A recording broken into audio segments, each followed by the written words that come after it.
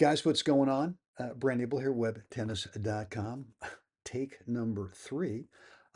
Today's episode of the January 2025 Daily Fundy, as in fundamentals, right? That's what we're working on all month because, as Mr. Stowe, legendary Northern California tennis coach, told me way back in the day, Mr. Abel, when you master the fundamentals of the game, that is the advanced stuff. There's no magic, anything else past that. Once you really ground the fundamentals into your game, guess what happens? You now become an insanely consistent shot maker, meaning that you rarely ever miss, right? Unforced errors. You make much better shot choices. You get the clarity on that and core positioning as well. So that's the message that this whole month, January 2025, that we are working on is mastering the fundamentals. And look, today's episode, Get Around and Contain the Outside, we're going to get into that in just a second. Made a huge difference in my game. But before we do, look, if you have not yet checked out my course on the 5 mini mindset skills training, it's a 28-day course. I hold your hand for 28 days, really keep you organized on making sure that you're staying on the right path to learn what each one of these 5 mini mindset skills are, and then to be able to practice them. And it's kind of like an accountability thing as well. But look, if you're playing tight, if you're getting anxious, nervous, whatever, especially at the end of sets or the end of matches, look, the confidence code for mental toughness in this game it really does get built first off the court. And that's what this course is going to do for you. There's a link right down below in the description area when we're done today with today's episode on this Fundy. Go ahead, if you've not already done so, click that link and check out what I've got for you.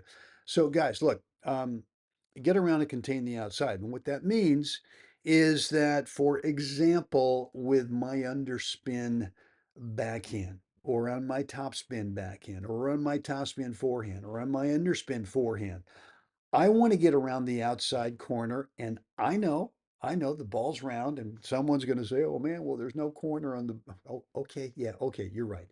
But you want to get around the outside of the ball to be able to make sure that whether it's an underspin or whether it's topspin, that you get a true spin on it. If you just get the back of the ball, yeah, you can make it kind of spin up to get some top, but it doesn't have the same type of quality as if you come around the corner of the ball. Same thing with underspin. You can get just the back of the ball. Yeah, you can make the ball spin from high to low, but the ball tends to sit over there. It just, yeah, it goes over there, it tends to sit up. You want to get around, you want to contain the outside of the ball. So I want you to try that today. I want you to get out, or if you can do it today or whatever, but next time you're on the court, have someone underhand feed you a couple of easy balls.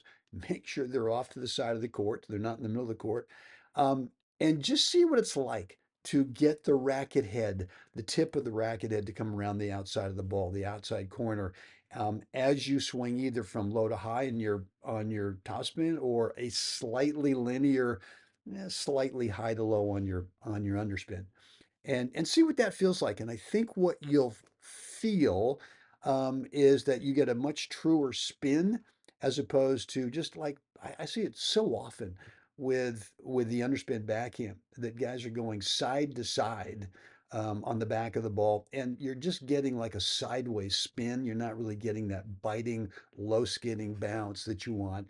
And the same thing with topspin. I mean, the biggest bugaboo that I've got with my forehand is that I tend to come across it as a right-handed player, tend to swing from right to left.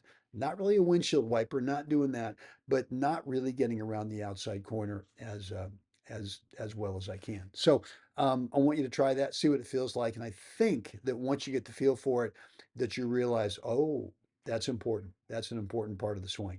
So, guys, look, want to hear from you down below in the comments area. Any comments, any questions, remarks, feedback? Always love to read your stuff and get back to you. Might take me a day or two, but I promise to do that.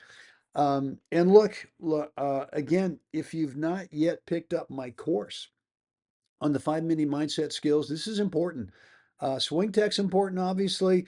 Tactics are important, but the mental game is crucial for being able to make sure that you've got you've got control of your emotions, number one. After every point, you're not on a roller coaster kind of going up and down, depending on what kind of shot you've just hit to end the point. But you also got to make sure that you've got some real shot choice clarity. How do you want to start the next point? And this course is really going to help you do that. So right down below, there's a link. I want you to click it if you've not yet done so. It's in the description area.